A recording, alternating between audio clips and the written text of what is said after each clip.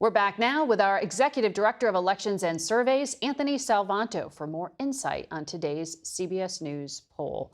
So, Anthony, let's start on the economy. That jobs report for August was lower than expected. Inflation is down from its post-COVID peak, but it's still not at that 2% level the Fed wants to get it to. How are people feeling?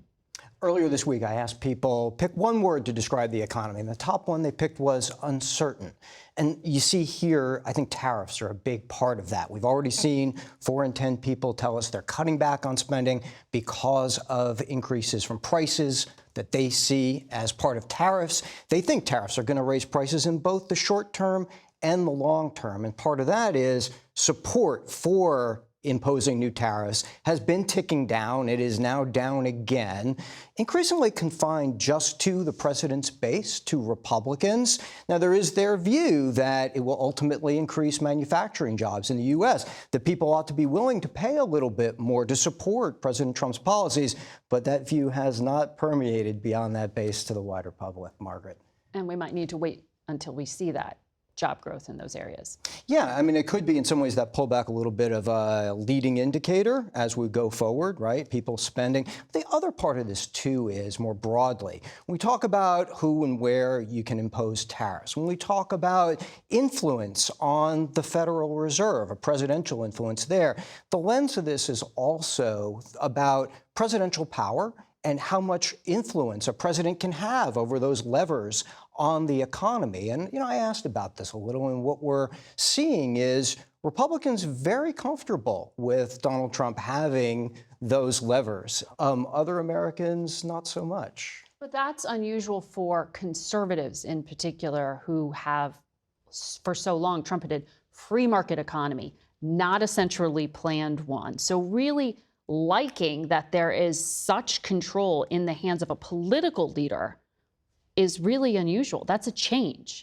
Well, it is, in the sense that if you look back at polling over generations, you would see Republicans, free market, less government control. Here, so much of it, like so many things, centers around their trust in President Trump for that. But you also see some of those splits within Republicans where the MAGA base, they describe it as being efficient, and many others describing it as, you're right, just more control. And it is that MAGA base that has reshaped the entire party. So that's what we mean, really, when we talk Republican these days.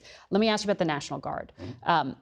This does seem to unify Republicans, if I understand it, from your polling, the focus on immigration and law enforcement, this surge of federal resources to D.C. He's talking about Portland and Chicago and Boston and Baltimore.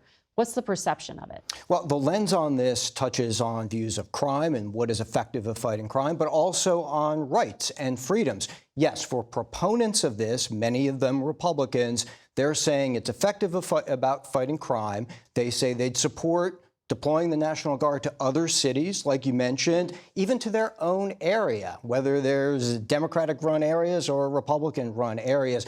But for the majority who are in opposition to this, in principle, they say, well, it's going to impose on rights and freedoms. It's going to make those rights and freedoms less secure, here again, through the lens of presidential power.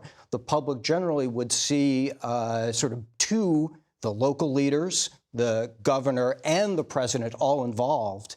One thing to note, I think it's related, speaking of the Republican base, the president's overall approval rating is ticked up from July. It's up 2 points, and it's stabilized after having steadily declined over those early weeks and months of his term.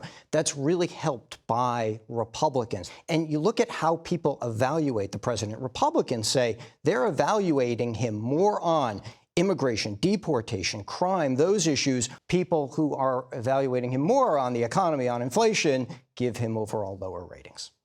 Anthony Salvanto, thank you. Thank you.